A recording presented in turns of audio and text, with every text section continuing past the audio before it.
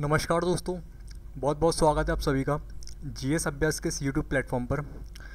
दोस्तों, आज से हम लोग करंट अफेयर की एक नई सीरीज़ चालू करने जा रहे हैं। एक सेशन मेरा 22 अगस्त को हुआ था। अगर आप लोगों ने नहीं देखा तो यूट्यूब पर जाकर 22 अगस्त का सेशन ज़रूर देखिएगा। आज तारीख है 24 अगस्त।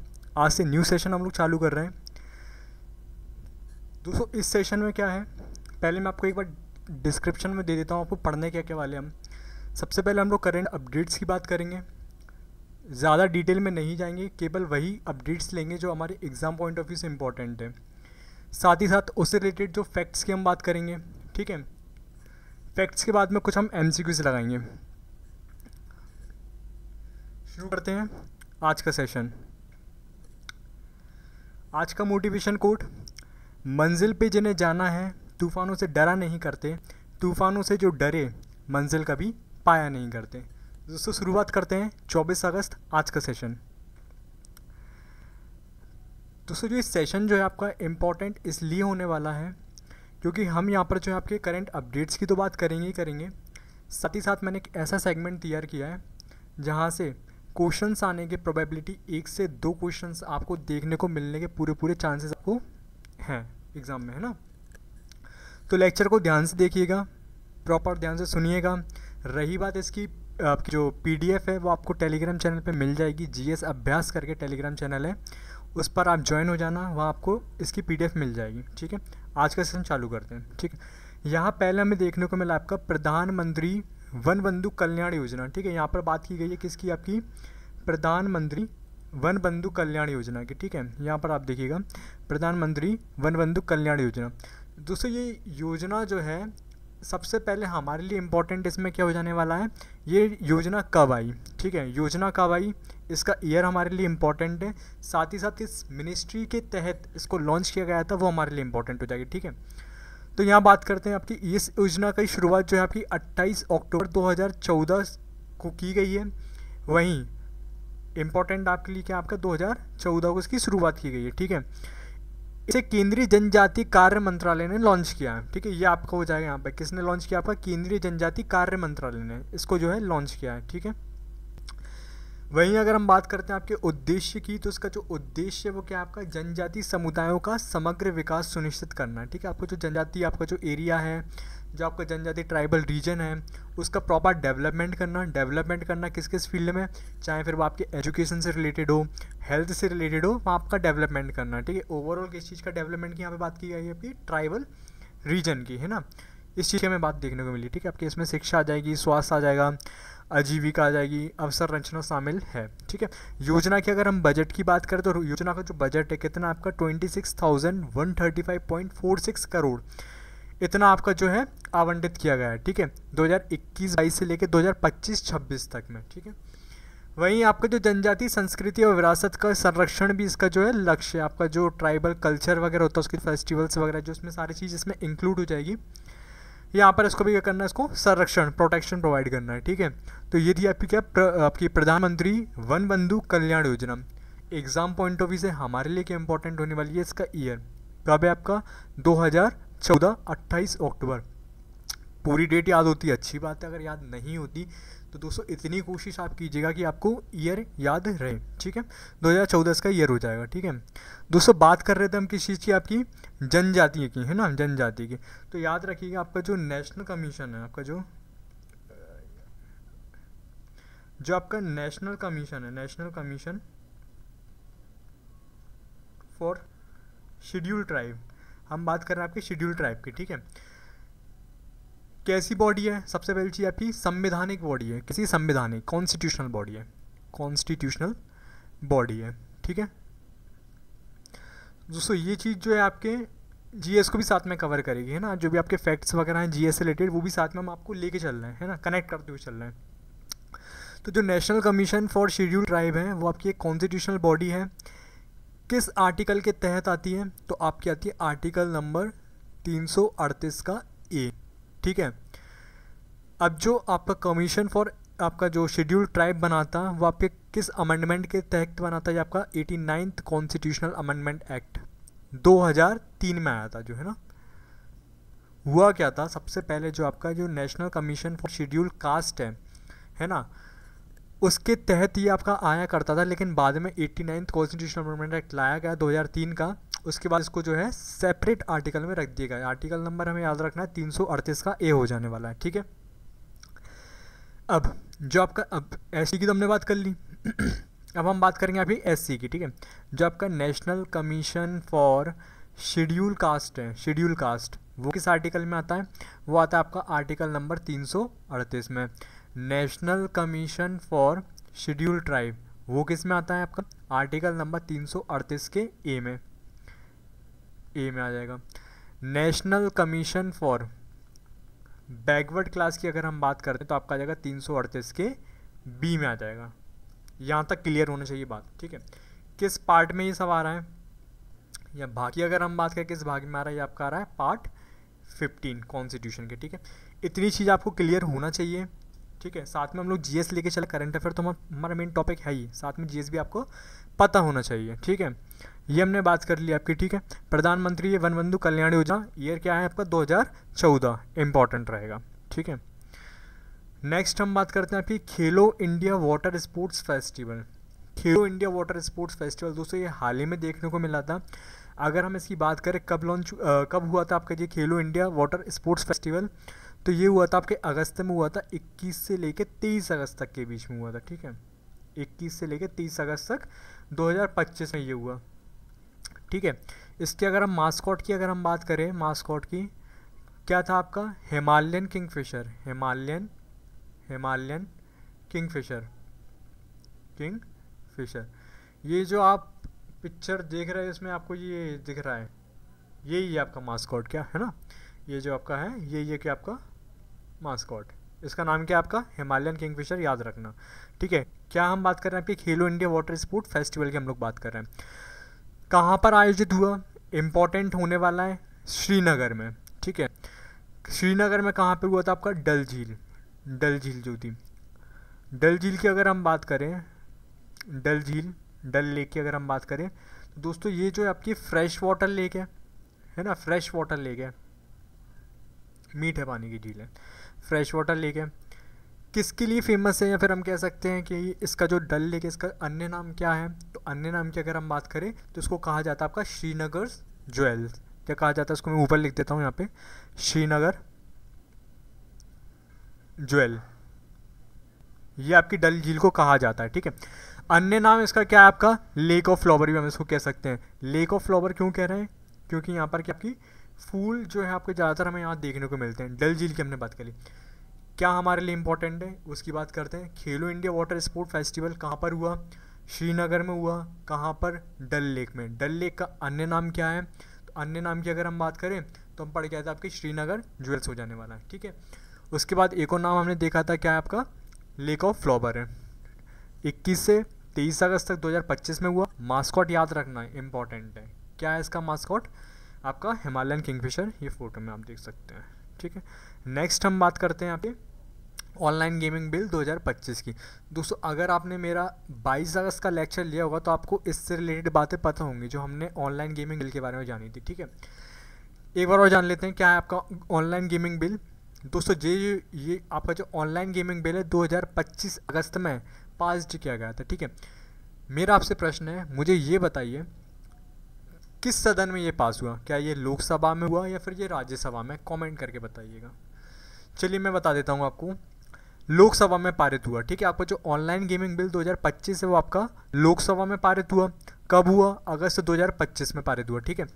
इसके उद्देश्य की अगर हम बात करें, जो आपका ऑनलाइन गेमिंग बिल है इसका उद्देश्य की अगर हम बात करें, इसके उद्देश्य की, तो ऑनलाइन गेमिंग को रेगुलेट करना, ठीक है। आपको जो ऑनलाइन गेमिंग है उसको रेगुलेट करना हो रहता है। यानी सिंपल सी बात इसमें ये है, जितने भी आपके रियल मनी ट्रांजेक्शन्स हैं सरकार उनको बैन करने की बात कर रही है, ठीक है। चाहे फिर वो आपका ड्रीम 11 हो, आपका जो रमी सर्कल हो, या फिर आपका जो माई 11 सर्कल है, ये सारे जितने भी आपके रियल मनी ट्रांजेक्शन्स हैं, यहाँ पर आपका मनी का जो है हमें देखने को मिलता है, उन सबको बैन करने की यहाँ पे बात चल रही है, ठीक है। अब दोस्तों अगर कोई व्यक्ति अगर ये गेम खेला पाया जाता है तो उस पर पेनल्टी क्या लगेगी? पेनल्टी की अगर हम बात करें, पेनल्टी दोस्तों अगर फर्स्ट टाइम अगर किसी ने ये अपराध किया, फर्स्ट टाइम अगर किया अपराध, फर्स्ट टाइम, तो उसको जो है 3 साल की सज़ा है, जेल है, 3 साल की उसको जेल है। साथ ही साथ अगर हम बात करें फ़ाइन की, तो फ़ाइन जो है हमें देखने को मिलेगा आपको कितना, 1 करोड़ रुपये, 1 करोड़ रुपये फ़ाइन है, ठीक है। वहीं अगर वो सेकंड टाइम इसे खेलते हुए पाया जाता है ना, इसकी स्टेडियम में अगर आता है, तो उसको जो है आपकी 3 से लेके 5 साल तक की इसमें जेल है। साथ ही साथ फ़ाइन की अगर हम बात करें, तो फ़ाइन आपका डबल हो जाएगा, यानी कि 2 करोड़ हो जाएगा। 2 बार गलती, 2 बार आपका डबल फ़ाइन हो जाएगा, ठीक है। ये याद रखना है। हालांकि हमने इसकी बात कर ली थी 22 अगस्त को, फिर भी एक बार और देख लिया हमने, ठीक है।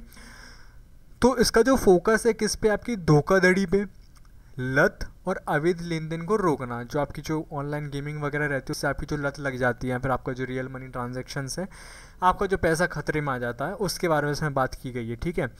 अब स्किल बेस्ड गेम होते हैं और जो आपके चांस बेस्ड गेम्स हैं वो आपके अलग अलग प्रावधान हैं उन दोनों के, ठीक है। आपको जो स्किल बेस्ड गेम है वो एक अलग चीज़ है, ये क्या आपका चांस बेस्ड गेम है ना, ये एक अलग प्रावधान है। इसका पेनल्टी प्रोविजंस हमने देख लिया, आपका जो 3 साल की जेल है, साथ ही साथ आपका जो है 1 करोड़ का जुर्माना फर्स्ट टाइम में है, दूसरे टाइम में 3 से 5 साल की जेल है, साथ ही साथ आपका जो है 2 करोड़ का जुर्माना है, ठीक है। किस मिनिस्ट्री के तहत इसको बताया गया, आप तो ministry of electronics and IT से संबंधित है। किससे संबंधित है आपकी ये, ministry of electronics and IT से संबंधित है, ठीक।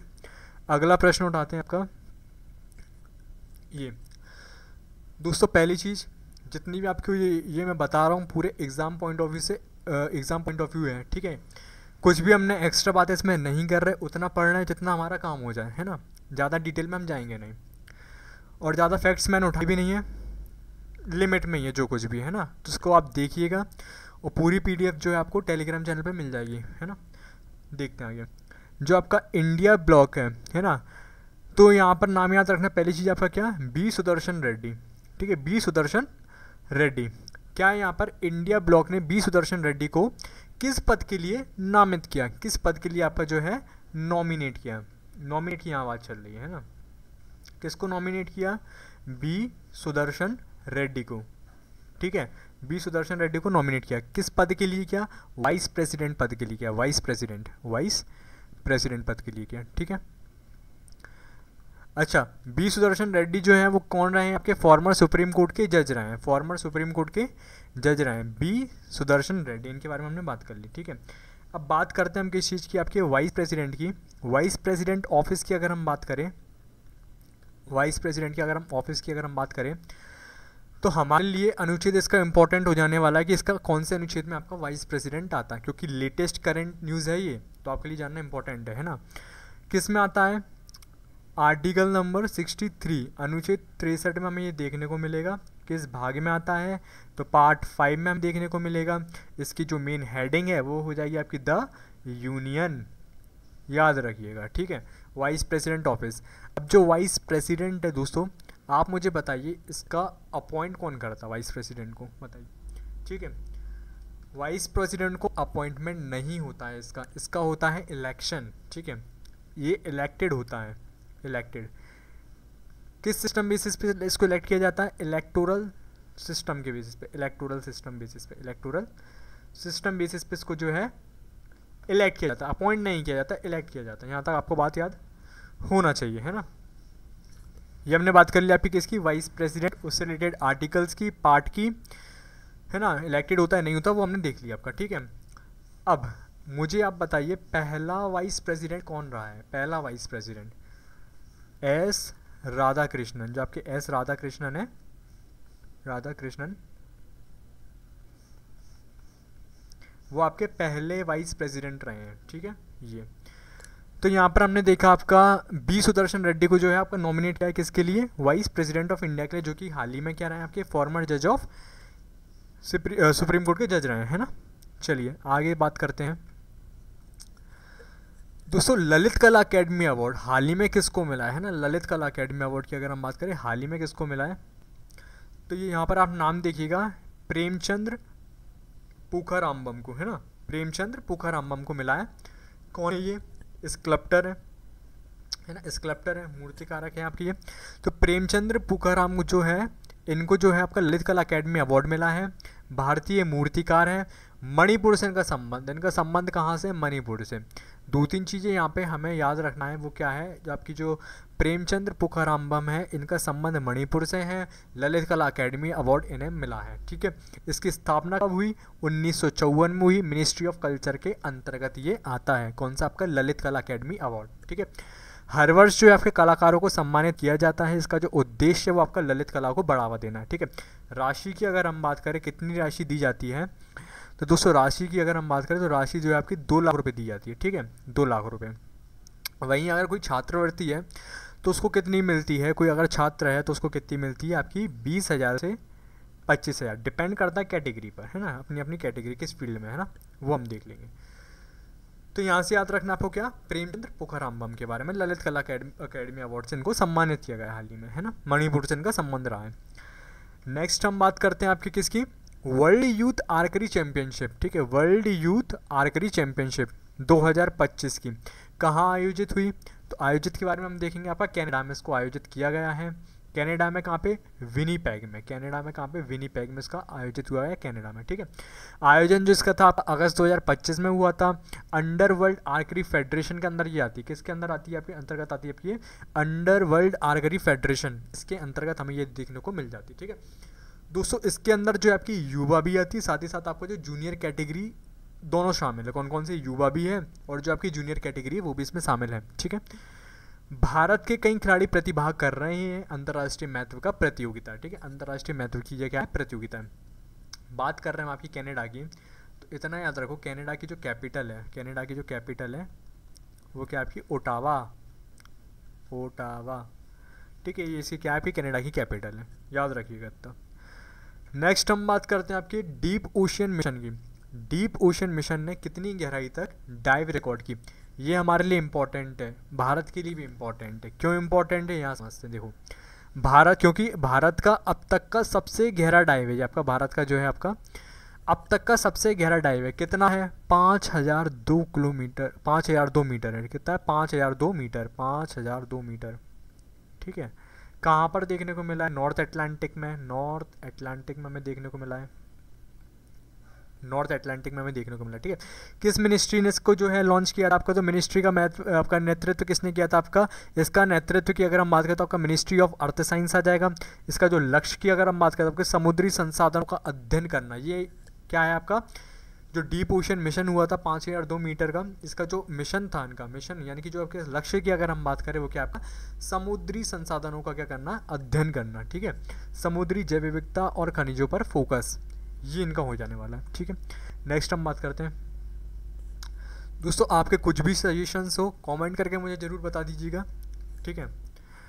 नेक्स्ट हम बात करते हैं आपकी भवीना पटेल की। भवीना पटेल, अच्छा एक बात और, जो हमने करंट अफेयर पढ़ रहे हैं, जो अपडेट्स देख रहे हैं, उसमें हम हर एक चीज़ को इंक्लूड करने वाले हैं, चाहे फिर वो आपकी स्टेट से रिलेटेड हो या फिर आपके जो स्पोर्ट्स से रिलेटेड हो, है ना, बजट वगैरह जो भी चीज़ें हम सबको शामिल करते हुए उसमें चलेंगे, है ना। ऐसा नहीं किसी एक सेगमेंट पे ध्यान दे रहे हैं। साथ ही साथ अच्छी बात आपके लिए ये है कि हम ना जीएस पे भी काम कर रहे हैं, यानी कि आपका जो संविधान से रिलेटेड जो भी आर्टिकल्स वगैरह मैं साथ साथ आपको बताते हुए जाएंगे, है ना। जो भी हिस्ट्री वगैरह के कुछ पॉइंट्स वगैरह आएंगे तो मैं आपको वो भी साथ में समझाते हुए चलूँगा, है ना। तो इम्पॉर्टेंट रहेगा लेक्चर आपके लिए, है ना।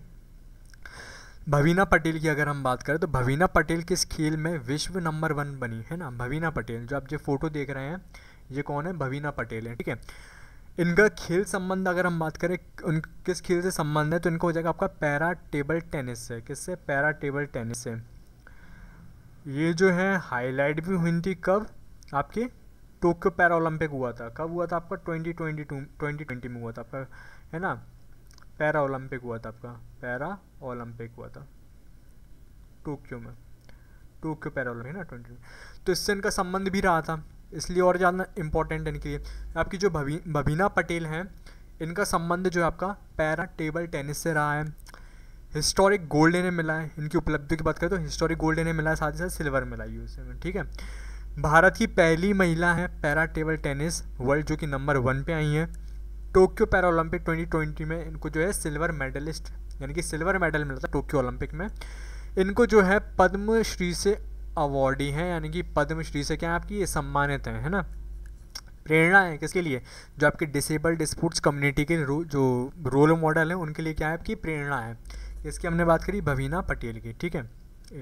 अच्छा, इनका अगर हम संबंध देखिए आपका, किस जिले से इनका संबंध है, कहाँ पे इनकी बर्थ हुई है, तो वो आपका बर्थ प्लेस की अगर हम बात करें, है ना, तो वो आपको हो जाएगा वडनगर। कहाँ पड़ता है ये पड़ता है आपके गुजरात में, ठीक। चलिए, भवीना पटेल। नेक्स्ट हम बात करते हैं आपकी स्लाइटी शार्क। स्लाइटी शार्क की अगर हम बात करें, ये पहले फ़ोटो देख लीजिए आप, ये है शार्क, है ना। इसका नाम क्या रखा है आपका, स्लाइटी शार्क रखा है, ठीक है। पहली बार कहाँ रिकॉर्ड की गई है, कहाँ पर ये देखी गई है ना, तो ये इंडियन ओशन में देखने को मिली है। इंडियन ओशन में कहाँ पे, आपका जो ग्रेट चैगोस बैंक है वहाँ पर हमें ये देखने को मिली है आपकी स्लाइटी शार्क, इंडियन ओशन में ग्रेट चैगोस बैंक पर। मैं दो बार चीज़ें इसलिए दोहराता हूँ ताकि आपके दिमाग में चीज़ें बैठने लग जाए, है ना। और कोशिश कीजिएगा कि मनी मन आप भी इसको रीड करते जाए, है ना, जो मैं बता रहा हूँ आपको। अब ये जो आपकी शार्क है स्लाइटी शार्क, ये एक दुर्लभ शार्क प्रजाति है। पहले कभी इंडियन ओशन में इसको देखा नहीं गया था, हाल ही में इसको देखा गया है ना। जो आपकी समुद्री बायोडाइवर्सिटी की नई खोज है, कंजर्वेशन के लिहाज से क्या आपकी महत्वपूर्ण होने वाली है स्लाइटी शार्क, है ना, इंडियन ओशन में देखी गई है, ठीक। यही है इसमें। किस दो संस्थानों ने ड्रोन टेक्नोलॉजी को बढ़ावा देने हेतु MOU किया। MOU क्या होता है, MOU मतलब सिंपल सा आपका क्या, मेमोरेंडम ऑफ अंडरस्टैंडिंग, ठीक है, अंडरस्टैंडिंग, मेमोरेंडम ऑफ अंडरस्टैंडिंग किस किस के बीच में हुआ, तो हमें देखने को मिला आपकी जो आसाम है, आसाम राइफल्स, और जो आपकी IIT मणिपुर है, IIT मणिपुर, यहाँ देखने को मिला, ठीक है। हमारे लिए इम्पोर्टेंट क्या है, हमारे लिए इम्पोर्टेंट है जो आपकी ड्रोन टेक्नोलॉजी है, इसका जो दो संस्थान है ना, किस किस के बीच में MOU साइन हुआ है, तो हम बोलेंगे आपकी आसाम राइफल हो जाएगा, साथ ही साथ आपका क्या IIT मणिपुर हो जाएगा, ठीक है। उद्देश्य की बात कर लेते हैं। उद्देश्य जो है आपका, जिनका मेंस है उनके लिए इंपॉर्टेंट हो जाए आपकी ड्रोन टेक्नोलॉजी, है ना। इसका उद्देश्य जो आपका 3 इसमें देखने को मिला हमें, क्या, डिफेंस में भी, साथ ही साथ आपका जो है ट्रेनिंग एंड रिसर्च में भी, ट्रेनिंग एंड रिसर्च को बढ़ावा देना है, और स्टार्टअप्स का भी क्या इसमें अवसर हमें देखने को मिला है, ठीक। नेक्स्ट हम बात करते हैं, कौन सा देश टूरिज्म को बढ़ावा देने हेतु टिकटॉक से जुड़ा है। याद कीजिए दोस्तों, टिकटॉक एक ज़माने में इंडिया में बहुत चलाता है ना, ये आपको तस्वीर बहुत दिखने को मिली होगी, ये वाली, है ना। तो हुआ क्या है आपका, कौन सा देश टूरिज्म को बढ़ावा देने हेतु टिकटॉक से जुड़ा, कौन सा जुड़ा है आपका, नेपाल। नेपाल जो है टिकटॉक की हेल्प ले रहा है, किसके लिए, आपका जो है टूरिज्म जो है उसको प्रमोट करने के लिए, है ना, इम्पॉर्टेंट है, याद रखना नेपाल। हालांकि इंडिया में बैन है टिकटॉक, है ना। उद्देश्य क्या है इसका, डिजिटल प्रमोशन द्वारा पर्यटकों को आकर्षित करना है। जो आपके पर्यटक हैं, टूरिस्ट है, उनको क्या करना, आपका आकर्षित कर रहे हैं इससे, है ना, टिकटॉक के थ्रू। अक्षय ऊर्जा दिवस, ठीक है। अक्षय ऊर्जा दिवस जिसको हम लोग बोल रहे हैं आपके क्या, रिन्यूएबल एनर्जी डे, है ना। क्या होती है आपकी रिन्यूएबल एनर्जी डे, आपका रिन्यूएबल एनर्जी क्या होता है, पहले हम उसकी बात कर लेते हैं, उसको समझ लेते हैं दोस्तों। रिन्यूएबल एनर्जी का मतलब सिंपल से होता है ऐसी एनर्जी जो हमें किससे मिली हो, प्रकृति से, है ना, ऐसी एनर्जी जो हमें प्रकृति से मिली हो, है ना, नेचर से मिली हो, ठीक, नेचुरल रिसोर्सेज से हमें मिली हो। कौन कौन सी ऐसी एनर्जी जो हमें नेचुरल रिसोर्सेज से मिली है, जैसे आपकी सोलार एनर्जी आ जाएगी, आपकी विंड एनर्जी आ जाएगी, आपकी जो है जियोथर्मल एनर्जी आ जाएगी, जियोथर्मल है ना, आपकी बायोगैस आ जाएगी, और एक और देखें तो हम आपकी हाइड्रो इलेक्ट्रिक आ जाएगी, ठीक है। ये सारी क्या आपकी रिन्यूएबल एनर्जी है, ठीक है। रिन्यूएबल एनर्जी क्या होती है, रिन्यूएबल एनर्जी ऐसी एनर्जी जो हमें प्रकृति से मिली हो, नेचुरल रिसोर्सेज से मिली हो, और जो जल्दी ख़त्म नहीं होती, ठीक है, ख़त्म जल्दी नहीं होती, रिन्यूड हम इसको कर सकते हैं, इसको हम, है ना, रीयूज़ हम इसको कर सकते हैं। कब मनाया गया आपका अक्षय ऊर्जा दिवस, रिन्यूएबल एनर्जी डे, तो 20 अगस्त को। और 20 अगस्त जो है वो आपकी क्या है, राजीव गांधी के जन्मदिन पर मनाया जाता है। आपकी जो 20 अगस्त है वो जो है आपके राजीव गांधी का बर्थ एनिवर्सरी भी रहा है। जो आपके राजीव गांधी हैं, इनके बर्थ एनिवर्सरी पर आपकी जो है अक्षय ऊर्जा दिवस जो है मनाई गई है 20 अगस्त को, ठीक है। क्या है, आपका रिन्यूएबल एनर्जी अवेयरनेस डे है। पहली बार जो आपके 2004 में बनाया गया है। Ministry of new and renewable energies को आयोजित करती, ministry of new and renewable आपकी जो एनर्जी है इसको आयोजित करती है, ठीक है। उसका उद्देश्य जो आपका क्या है, स्वच्छ ऊर्जा का महत्व बताना, ठीक है, स्वच्छ ऊर्जा का जो है महत्व बताना, ये आपकी हो जाएगी, ठीक है। 20 अगस्त को मनाया गया है।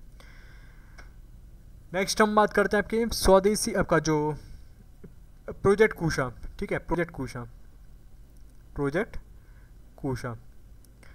प्रश्न क्या आने वाला है, प्रश्न आएगा प्रोजेक्ट कुशा का संबंध किससे, ठीक है, किससे है, वायु मिसाइल से है, ठीक है। वायु मिसाइल से क्या आपका प्रोजेक्ट कुशा जो है उसका संबंध है, ठीक है, वायु मिसाइल से, वायु मिसाइल से संबंध है किसका, प्रोजेक्ट कुशा का, ठीक है। इसके बारे में हम जान लेते हैं थोड़ी सी। स्वदेशी लंबी दूरी सतह से वायु मिसाइल रक्षा प्रणाली है ये। इसका जो डिज़ाइन था किसने किया आपका, इसको डिज़ाइन डीआरडीओ ने किया। डीआरडीओ क्या आपका department of research and development organisation, department of research and development organisation क्या है, डीआरडीओ, ठीक है। इसका हेडक्वार्टर कहाँ पर है, न्यू दिल्ली में इसका हेडक्वार्टर है। जानना इम्पोर्टेंट है, क्यों, क्योंकि इंस्टीट्यूशन से रिलेटेड आपके क्या है क्वेश्चन आते हैं पेपर में, है ना। तो डीआरडीओ हमने देख लिया आपका न्यू दिल्ली में, तो इस आपका डीआरडीओ के द्वारा इसको क्या है विकसित किया गया था, प्रोजेक्ट कुशा मिशन को, है ना। वायु मिसाइल है आपकी ये, इसकी रेंज की अगर हम बात करें तो आपकी 150 किलोमीटर, 350 से 400 किलोमीटर हमें देखने को मिलती है। वहीं आपकी हम बात करते हैं नेवल वेरिएंट की, नेवल वेरिएंट वो कितना है आपका 300 से आपका 200 से 300 किलोमीटर नेवल वेरिएंट इसका, ठीक है। बजट की याद हो, ठीक है, नहीं तो हमें इसे याद रखना, प्रोजेक्ट कुशा जिसका संबंध किससे आपका वायु मिसाइल से, ठीक है। बजट जो इसका 21,700 करोड़ है, 22,023 में इसको आवंटित किया गया था, ठीक है, याद रखिएगा। ग्लोबल प्लास्टिक संधि वार्ता INC 5.2 किस देश में आयोजित हुई। INC से आप मुझे बताइए INC का मतलब क्या है, क्या इंडियन नेशनल कांग्रेस है, बिल्कुल नहीं। INC का मतलब इंडियन नेशनल कांग्रेस तो है ही नहीं है। यहाँ पर हो जाएगा आपका क्या, इंटर गवर्नमेंटल नेगोशिएटिंग आपका हो जाएगा कमेटी, ठीक है। कौन सी इसको लॉन्च किया गया आपका 5.2 की हम बात कर रहे हैं, ठीक है। तो ग्लोबल प्लास्टिक संधि वार्ता INC 5.2 किस देश में आयोजित हुई, तो ये हुई आपकी कहाँ पर, जेनेवा के स्विट्ज़रलैंड में, ठीक है। INC 5.2 आपकी 5.2 है, ठीक है। कहाँ पर हुई, जेनेवा के स्विट्ज़रलैंड में। जेनेवा स्विट्ज़रलैंड से एक चीज़ आपके दिमाग में क्लिक होना चाहिए, यहाँ पर किसी एक चीज़ का जो है आपका क्या देखने को मिला हमें, हेडक्वार्टर क्या है बताइएगा। मैं आपको INC के बारे में बता देता हूँ जब उसकी बात निकली INC की, याद रखिएगा। INC जो आपका इंडियन नेशनल कांग्रेस की हम यहाँ पर बात कर रहे हैं, ठीक है, वो अलग चीज़ आपका इंटर गवर्नमेंटल नेगोशिएटिंग कमेटी, वो INC अलग है, ठीक है, ग्लोबल प्लास्टिक से बना। ये जो आपका है INC आपके इंडियन नेशनल कांग्रेस की बात बता रहा हूँ क्योंकि मैंने अभी टॉपिक छेड़ा था उसका, है ना। इंडियन नेशनल कांग्रेस की अगर हम बात करें तो कब बनी, 1885 में बनी, ठीक है। कहाँ बनी, बॉम्बे में बनी, ठीक है, इतना याद रखेंगे। अच्छा, अब हम इसके बात करते हैं इसके फाउंडर कौन है, ठीक है। जनरल सेक्रेटरी की हम बात करेंगे, इसका जनरल सेक्रेटरी कौन है। जनरल सेक्रेटरी के बाद हम देखें इसका पहला प्रेसिडेंट कौन रहा था। तो पहले प्रेसिडेंट की अगर हम बात करें तो पहला प्रेसिडेंट कौन था आपका, वोमेश चंद्र बैनर्जी, वोमेश चंद्र बैनर्जी, जिनको हम कह सकते हैं क्या, WC बैनर्जी, है ना, ये कह सकते हैं। अच्छा, जनरल सेक्रेटरी की बात करें तो जनरल सेक्रेटरी कौन था, तो वो था आपका AOU, ये आपके जनरल सेक्रेटरी था। फाउंडर की अगर हम बात करें तो फाउंडर कौन था आपका, गोकुलदास तेजपाल, ये आपके कौन रहे हैं, फाउंडर रहे इंडियन नेशनल कांग्रेस के, ठीक है। कब आई आपका इंडियन नेशनल कांग्रेस, 28 दिसंबर को, 28 दिसंबर 1885 को आई, है ना। ये याद रखना, छोटी सी जानकारी है इंडियन नेशनल कांग्रेस से रिलेटेड, आपको हिस्ट्री में पढ़ने को आएगी पर मैंने आपको यहाँ पढ़ा दिया, है ना, याद रखिए इसको साथ में, ठीक है। ग्लोबल प्लास्टिक संधि की हमने बात कर ली यहाँ पे। अच्छा, मैंने जेनेवा स्विट्ज़रलैंड की बात की थी यहाँ पे, है ना, हेडक्वार्टर की हमने बात करी थी, जेनेवा स्विट्ज़रलैंड में किसका हेडक्वार्टर है, तो दोस्तों हेडक्वार्टर आपका WHO का देखने को मिला है ना, WHO जो आपकी WHO है, वर्ल्ड हेल्थ ऑर्गेनाइजेशन, उसका हेडक्वार्टर है आपका जेनेवा में, है ना, हेडक्वार्टर है। हेडक्वार्टर है WHO का आपका जेनेवा स्विट्ज़रलैंड में, है ना। कब बनी ये? 1948 को बनी है ना। 27 आपकी, माफ़ कीजिएगा, 7 अप्रैल 1948 को इसका इस्टेब्लिशमेंट हुआ था, है ना। अब इसके अगर हम जनरल डायरेक्टर की अगर हम बात करें, जनरल डायरेक्टर कौन है अभी रिसेंट में, तो वो हो जाएंगे यहाँ पे कौन? टेड्रोस जो इसके कौन है? जनरल डायरेक्टर है।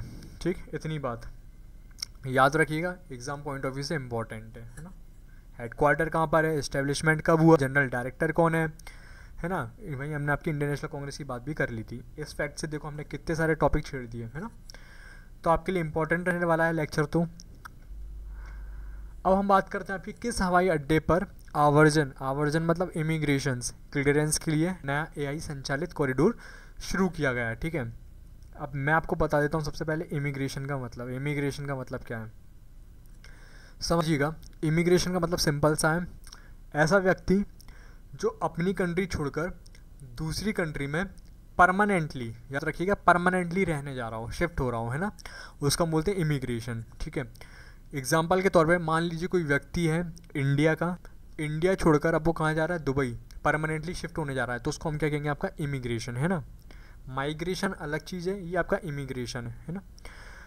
तो किस हवाई अड्डे पर आवर्जन यानी कि इमिग्रेशन क्लियरेंस के लिए नया AI संचालित कॉरिडोर शुरू किया गया है? तो वो जाए आपका दुबई अंतर्राष्ट्रीय हवाई अड्डा, है ना। यहाँ पर जो आपका AI संचालित कॉरिडोर शुरू किया गया है। ठीक है, क्या है आपका AI संचालित कॉरिडोर में? इसमें जो आपका जो भी यात्री एक कंट्री से दूसरी कंट्री पर शिफ्ट हो रहा है परमानेंटली बेसिस पे, उसको जो है डॉक्यूमेंट्स वगैरह दिखाने की कुछ भी आवश्यकता नहीं है। अब जो काम है वो कौन करेगा? AI, है ना, AI करेगा। अब AI क्या? आपका आर्टिफिशियल इंटेलिजेंस है। ठीक है, तो यात्री कुछ ही सेकंड में जो है आपका इमिग्रेशन क्लियरेंस कर सकते हैं, यात्रियों को कोई भी दस्तावेज दिखाने की आवश्यकता नहीं है ना। ये हमने बात कर ली आपकी। अच्छा, ये नवाचार जो है आपका ट्रैवल विदाउट बॉर्डर्स और अनलिमिटेड स्मार्ट ट्रैवल पहल का एक हिस्सा है। किसका? जो आपकी ट्रैवल विदाउट बॉर्डर है और जो आपकी अनलिमिटेड स्मार्ट ट्रैवल है, उस पहल का क्या आपका हिस्सा है ना। अच्छा, AI की हम बात कर रहे हैं तो आपका याद होना चाहिए, एक करंट में एक चीज़ चल रही है, आपका ChatGPT, है ना। रिसेंटली अभी जो है आपकी ज़्यादा हमें देखने को मिली, ज़्यादा सुनने को भी मिली, इसके बारे में हम बात कर लेते हैं एक बार। ChatGPT किसने डेवलप्ड की? तो हम लिखेंगे यहाँ पे डेवलप्ड बाय, किसने की? आपकी OpenAI ने, ओपन आर्टिफिशियल इंटेलिजेंस। अच्छा, ओपन आर्टिफिशियल इंटेलिजेंस की अगर हम बात करें, ये कब बना आपका? ये बना आपका 2015 में। ठीक है, इसके अंतर्गत आती है ChatGPT। ये कब बनी? नवंबर 2022 में। ChatGPT जो है डेवलप्ड की थी OpenAI ने। OpenAI आया था 2015 में, जबकि ChatGPT आया आपका नवंबर 2022 में। ठीक है, ChatGPT। अब जो GPT है, GPT इसका फुल फॉर्म इंपॉर्टेंट हो जाएगा, आपको देखने को भी मिलेगा आपके एग्जाम में, है ना। क्या होता है आपका? ये जनरेटिव पी से हो जाएगा प्री ट्रेंड ट्रांसफॉर्मर।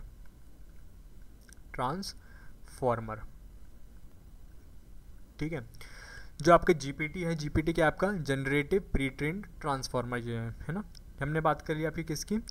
आपकी हवाई अड्डे की हमने बात कर ली, साथ ही साथ हमने आपकी ये बेसिक जानकारी भी आपके साथ में ले ली, है ना। अब वर्ष 2025 का पहला विश्व मानव रोबोट खेल वर्ल्ड ह्यूमन रोबोट गेम्स, है ना, वर्ल्ड ह्यूमन रोबोट गेम्स किस देश में आयोजित किया गया है? कहाँ पर आयोजित हुआ आपका जो वर्ल्ड रोबोट गेम्स? चीन में, है ना, 2025 में हुआ था।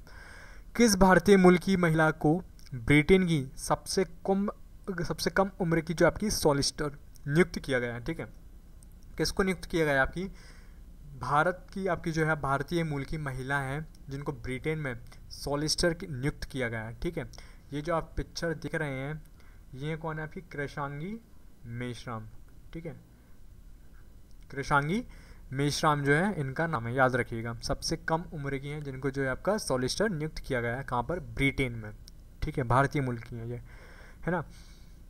अब दूसरी चीज़ में पूछा गया इसमें, उत्तर प्रदेश का पहला ग्रीन हाइड्रोजन संयंत्र जो है किस शहर में प्रारंभ किया है? उत्तर प्रदेश में जो है आपका पहला ग्रीन हाइड्रोजन संयंत्र जो है आपका, वो हमें गोरखपुर में देखने को मिला है। ठीक है, गोरखपुर कहाँ पड़ता है आपका, ये उत्तर प्रदेश में। दोस्तों अभी हाल ही में जो है आपका चौथा अंतर्राष्ट्रीय क्रिकेट स्टेडियम जो है बनने जा रहा है, कहाँ पर, गोरखपुर में, गोरखपुर के उत्तर प्रदेश है ना। गोरखपुर में आपका जो है आपका उत्तर प्रदेश का तो चौथा इंटरनेशनल इस आपका जो स्टेडियम होने वाला है क्रिकेट का, है ना। अभी जो चौथा लेटेस्ट बनने वाला है वो कहाँ बनेगा, आपका गोरखपुर में बन जाएगा। इसकी अगर हम बात करें तो लगभग इसमें जो खर्चा है, इसका जो बजट पास हुआ वो हुआ आपका कितना, 236 करोड़, है ना। 236 करोड़ जो इसके लिए बजट पास हुआ है। साथ ही साथ अगर हम बात करें इसमें जो है आपकी 11 पिच हमें देखने को मिल रही है। कितनी, 11 पिचेस जो हमें देखने को मिल रही है, जिसमें से 4 जो है आपकी वो आपकी अभ्यास के लिए बनाई गई हैं। 4 जो है आपकी अभ्यास के लिए बनाई गई हैं, जबकि आपकी 11 आपकी जो 7 जो है वो आपकी क्या है, मेन पिच है। 7 जो आपकी क्या है, मेन पिच हमें देखने को मिल रही है। यहाँ पर आपको मैच वगैरह में देखने को मिलेगा। ठीक है, अब कितनी दर्शक क्षमता की अगर हम बात करें तो दर्शक क्षमता जो आपकी 30,000 होगी, है ना। लगभग 30,000 लोग जो है आपके मैच को देख सकते हैं स्टेडियम में बैठकर, है ना। ये हो जाएगी। कुल जो आपकी 11 पिच हैं, 7 मुख्य हैं, जिसमें से 4 अभ्यास पिच हैं। ठीक है, 50 एकड़ में ये फैली हुई है। 50 एकड़ जो इसकी लैंड इसमें दी गई है, 50 एकड़, जिसमें से आपकी जो 45 एकड़ पे तो स्टेडियम बन जाएगा, और 5 एकड़ में क्या है आपकी, वहाँ पे अतिरिक्त सुविधाओं के लिए 5 एकड़ है ना। 18 महीने में कंप्लीट करने का इसका लक्ष्य है, और कुल क्षेत्र 50 एकड़ है। इम्पॉर्टेंट क्या है, कहाँ पर बनने वाला है, गोरखपुर में। कौन सा रहेगा आपका, चौथा नंबर का रहने वाला है। ठीक है, नेक्स्ट बात करते हैं आपकी। दोस्तों मैंने आपसे स्टार्टिंग में बात की थी कि हमने एक नया सेगमेंट जोड़ा है, वो इसी सेगमेंट की हम बात करेंगे, है ना। ये सेगमेंट की मैं बात कर रहा हूँ आपसे। आज हमारा टॉपिक उठाएंगे करंट अपॉइंटमेंट्स का, है ना। हालिया नियुक्तियाँ, है ना, कौन कहाँ पर अपॉइंट है उसकी हम बात करेंगे। आने वाले सेशंस में हम बात करेंगे आपकी क्या, आपके जो इंडेक्स की, भारत की क्या रैंक रही है ना, कहाँ पर क्या रैंक रहेगी उसके बारे में हम बात करेंगे। फिर उसके बाद हम आपके प्रोजेक्ट्स वगैरह की हम बात करेंगे कि कहाँ पर कौन कौन सी रैंक रही है, कहाँ पर कौन सा प्रोजेक्ट लॉन्च हुआ है, किसके थ्रू लॉन्च हुआ है, ये सारी हम बात करेंगे। तो आज का हमारा टॉपिक क्या, करंट अपॉइंटमेंट्स। ये वो टॉपिक है यहाँ आप लोग पढ़ते तो हैं, पर आप लोग इनको क्या करते हो, लाइटली ले जाते हो। प्रॉपर रिविज़न ना होने की वजह से, या फिर आपका जो है इन पर ज़्यादा ध्यान ना देने की वजह से आप लोग इस टॉपिक को मिस कर देते हो। लेकिन यहाँ पर आपको जो है 1 से 2 क्वेश्चंस देखने को भी मिलते हैं ना, तो इस पर आपको इम्पोर्टेंट ध्यान देना है।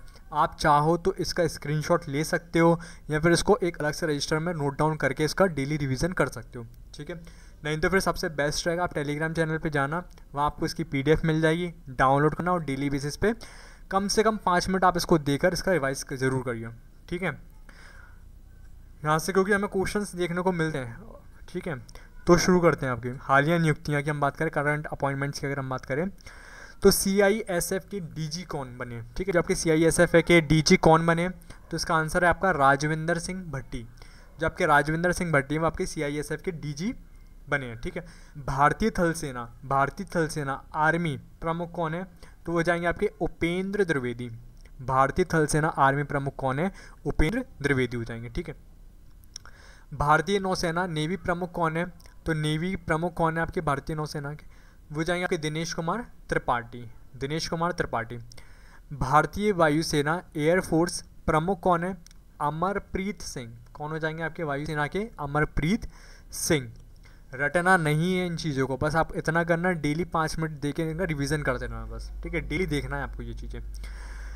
राष्ट्रीय महिला आयोग की अध्यक्ष कौन है, विजया किशोर है। जो आपकी राष्ट्रीय महिला आयोग है उसकी अध्यक्ष कौन है, तो हो जाएंगे आपकी कौन, विजया किशोर। ठीक है, अब हम बात कर रहे हैं आपकी किस चीज़ की, नेशनल कमीशन फॉर वुमेन। यहाँ पर आप देखो एक टॉपिक है आपका क्या, राष्ट्रीय महिला आयोग, तो हम उससे संबंधित बात कर लेते हैं आपकी नेशनल कमीशन फॉर वुमेन।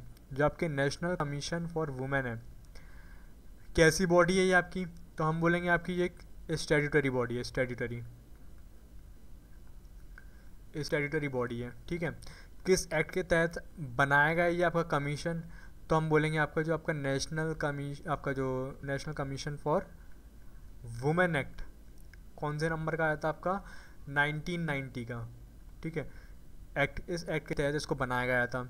ठीक है, कब बनाया गया आपका, 1992 को ये कमीशन आया। ठीक है, तो नेशनल कमीशन फॉर वुमेन की हमने बात कर ली। यहाँ पे आपका जो 1992 में बनाया गया था, 1990 एक्ट के तहत इसको बनाया गया था। ठीक है, अब दोस्तों याद रखिएगा इसमें आपके करंट में कौन रही है आपकी, विजया किशोर जो है आपकी करंट में जो है आपकी ये हमें देखने को मिली आपकी राष्ट्रीय महिला आयोग की अध्यक्ष जो आपकी कौन है, विजया किशोर है। ठीक है, अब इम्पोर्टेंट हमारे लिए क्या आपकी जो आपकी पहली कमीशन फॉर वुमेन, आपकी जो नेशनल कमीशन फॉर वुमेन है, पहली वुमेन कौन थी, पहली वुमेन जिनको चेयरमैन बनाया गया था,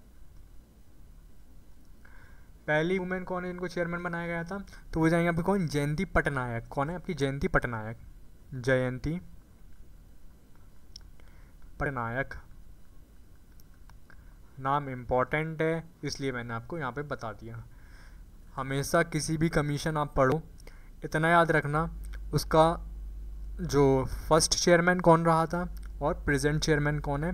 ठीक है, साथ ही साथ किसी आर्टिकल से संबंधित है, अगर कॉन्स्टिट्यूशनल संवैधानिक बॉडी है तो उसका आर्टिकल याद रखेंगे, नहीं है अगर स्टैट्यूटरी बॉडी है उसका हम एक्ट याद रखेंगे। ये आपको चीज़ें बेसिक है पता होना चाहिए। नेक्स्ट हम देखते हैं आपके रेलवे बोर्ड के नए अध्यक्ष कौन है। ठीक है, आपका जो रेलवे बोर्ड है उसके नए अध्यक्ष किसको बनाया गया, आपका सतीश कुमार को जो है रेलवे बोर्ड के नए अध्यक्ष बनाया गया है। ठीक है, एसबीआई के चेयरमैन कौन है, जो आपके एसबीआई है स्टेट बैंक ऑफ इंडिया, उसके चेयरमैन की अगर हम बात करें तो सीएस सेट्टी हैं। कौन है, सीएस सेट्टी। चेयरमैन की बात हुई है, एसबीआई की हमने बात करी है, तो याद रखना जो आपकी एसबीआई है इसका पुराना नाम क्या था आपका, imperial bank of India, imperial bank of India जो इसका पुराना नाम है। ठीक है, अच्छा इम्पीरियल बैंक ऑफ इंडिया बना कब था, तो ये बना था आपका 27 जनवरी 1921 में बना था इम्पीरियल बैंक ऑफ इंडिया। ठीक है, अब इसका नाम चेंज करके क्या कर दिया गया था, आपका एसबीआई कर दिया गया था। इम्पॉर्टेंट क्या है, एसबीआई आपका नेशनलाइजेशन, इसका राष्ट्रीयकरण कब हुआ, तो राष्ट्रीयकरण इसका हुआ था आपका 1955 में। क्या हुआ था इसका, नेशनलाइजेशन हुआ था। ठीक है, ये हमने बात कर ली आपकी एसबीआई की। अब हमारा मेन बैंक की हम बात कर लेते हैं, आपका रिजर्व बैंक ऑफ इंडिया, उसको मैं आपको यहाँ पे बता देता हूँ ना, जो आपका आरबीआई है, RBI reserve bank of India, ये जो है किस एक्ट के तहत आया था, RBI act, Indian reserve bank of India, Indian reserve bank of India act, कौन सा, 1934 एक्ट के तहत आया था। कब बना, आरबीआई इस्टेब्लिश्ड कब हुआ इस एक्ट के तहत में, तो हम बोलेंगे आपका 1 अप्रैल 1935 में इसको इस्टेब्लिशमेंट हुआ। मेन चीज़ क्या है, नेशनलाइजेशन, इसका राष्ट्रीयकरण कब हुआ, तो नेशनलाइजेशन की अगर हम बात करें तो 1949, इम्पॉर्टेंट है डेट, राष्ट्रीयकरण हुआ। ठीक है, डेट मैं आपको केवल वही बता रहा हूँ जो इम्पोर्टेंट है। ठीक है, अब यहाँ हम बात कर लेते किसकी, आपकी एसबीआई के चेयरमैन कौन है, आपके सीएस सेट्टी हो जाएंगे। भारत के 51वें CJI chief justice of India मुख्य न्यायाधीश कौन रहे हैं, कौन है, तो आपको हो जाएंगे संजीव खन्ना। जो आपके संजीव खन्ना है वो आपके 51वें सीजीआई हैं। ठीक है, आप लोग मुझे कमेंट करके बताइएगा चीफ जस्टिस ऑफ इंडिया है किस आर्टिकल में आता है, ये मुझे कमेंट में चाहिए। ठीक है, तो भारत के 51 में हमने देख लिया कौन है, आपके न्यायमूर्ति संजीव खन्ना है। अब हम बात करें आपके लोकपाल की, तो आपका जो लोकपाल है करंट में कौन है लोकपाल, वो वो कौन है आपके एएम खान विलकर, एएम खान विलकर जो है आपके वो कौन है, लोकपाल हैं। ठीक है, नेक्स्ट आता है इसमें FICCI के अध्यक्ष कौन बने हैं, आपकी जो FICCI है उसके अध्यक्ष कौन बने हैं, तो वो जाएगी आपके हर्षवर्धन अग्रवाल, हर्षवर्धन अग्रवाल जो है आपके FICCI के अध्यक्ष बने हैं। ठीक है, FICCI क्या होती है आपकी, FICCI क्या है आपकी, यहाँ देखना, फेडरेशन ऑफ इंडियन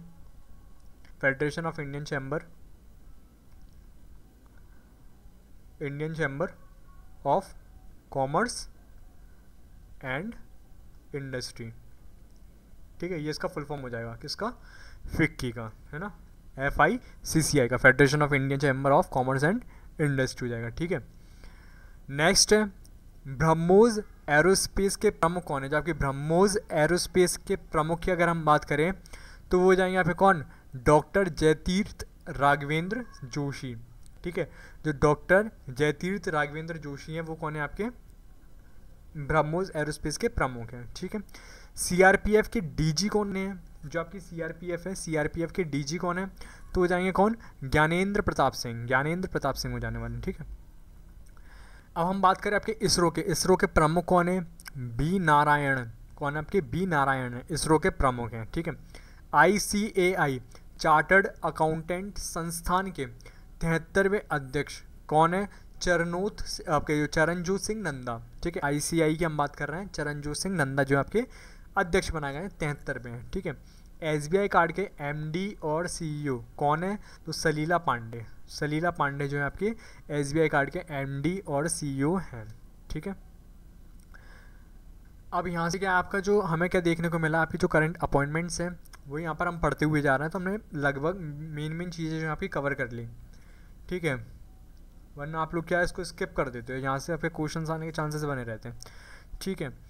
अब हम बात करें आपके SBI के आपकी माफ़ कीजिएगा सेबी के सेबी के 11वें अध्यक्ष कौन है, तो तुहीन कांत पांडे, सेबी के 11वें अध्यक्ष जो है आपके तुहीन कांत पांडे। क्या होता है आपका सेबी, तो सेबी जो आपका सिक्योरिटीज़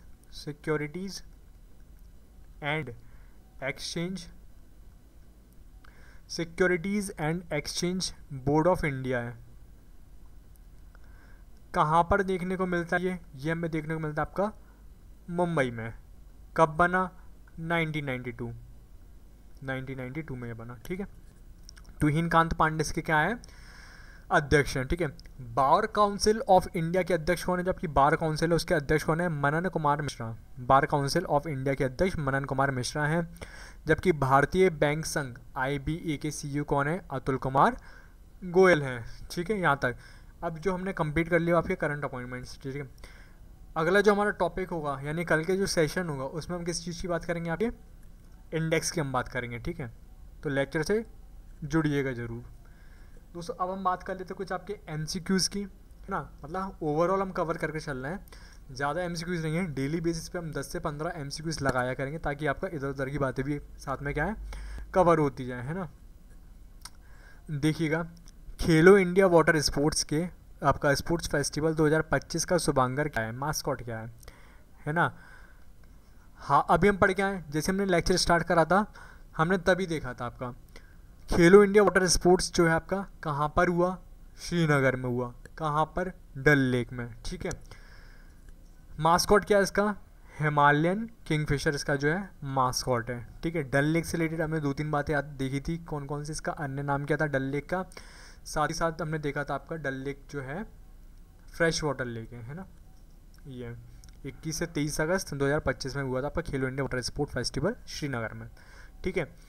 सभासार वेब पोर्टल हाल ही में किसके द्वारा लॉन्च किया गया है, तो आपका सभासार वेब पोर्टल है क्या रक्षा मंत्रालय के द्वारा लॉन्च किया गया है, वित्त मंत्रालय, पंचायती राज मंत्रालय या फिर आपका शिक्षा मंत्रालय।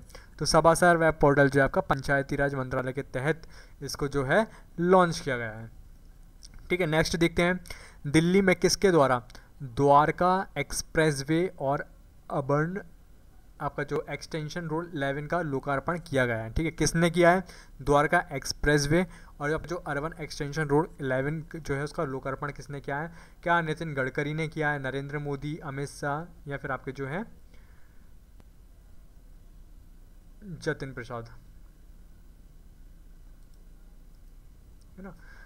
किसने किया इसका किया आपका नरेंद्र मोदी ने, है ना, याद रखिएगा।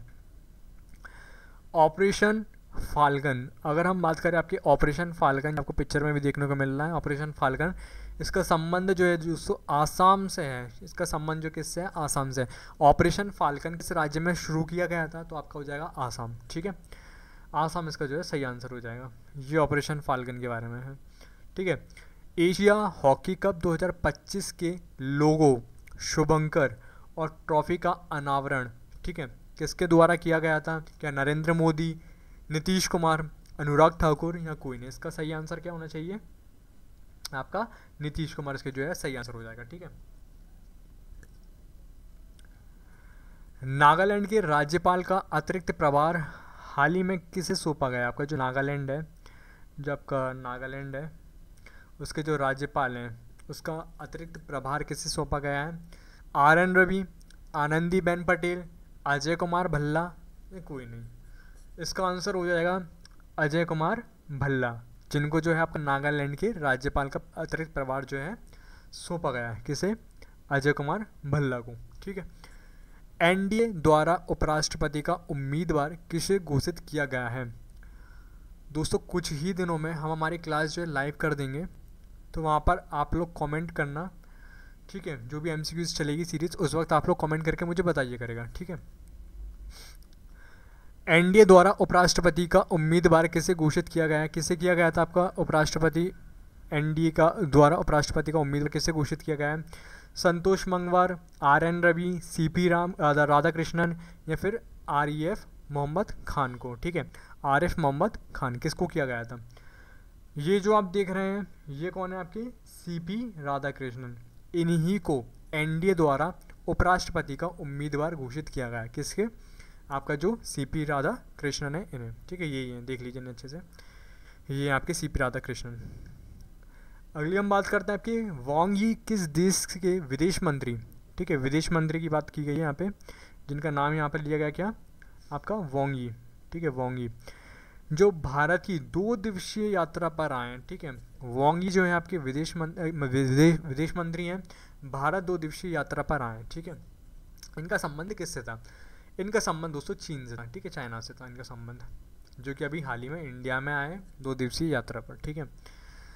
साइपन इंटरनेशनल 2025 में महिला एकल का खिताब हाल ही में किसने जीता? जो आपकी साइपन इंटरनेशनल 2025 था, महिला एकल का खिताब जो है किसने जीता? तो ये फोटो आप देख रहे हैं, इनका नाम है क्या? इनका नाम हो जाएगा आपका तान्या। ठीक है। तो तान्या हेमंत, इन्होंने ही क्या जीता है आपका? साइपन इंटरनेशनल 2025 में महिला एकल का खिताब हाल ही में आपका तान्या हेमंत ने जीता है। ठीक है। ये है आपकी कौन? तान्या हेमंत।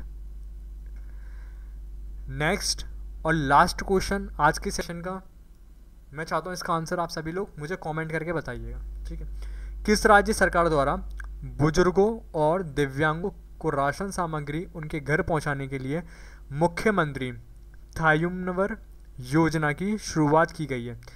कौन सी योजना? मुख्यमंत्री थायुमनवर योजना की शुरुआत की गई है। ठीक है। नाम से समझ आ रहा है लगभग जो आपकी जो है साउथ की है ना? साउथ की योजना आपकी। ऑप्शन भी पूरे साउथ के ही हैं, है ना? ऑप्शन भी जो है पूरे साउथ के हैं। आप मुझे बताइएगा इसका आंसर क्या है, मुझे आप जो है कमेंट करके बताइएगा इसका आंसर क्या है। आंसर आप जो है मुझे कमेंट करिएगा। ठीक है। इसका क्या आंसर हुआ? दोस्तों आज के सेशन को यहीं एंड करते हैं। अगर आपको सेशन पसंद आए लाइक कीजिएगा, कुछ भी आप लोगों के सजेशन है मेरे लिए तो आप उसको कमेंट करके बताइएगा।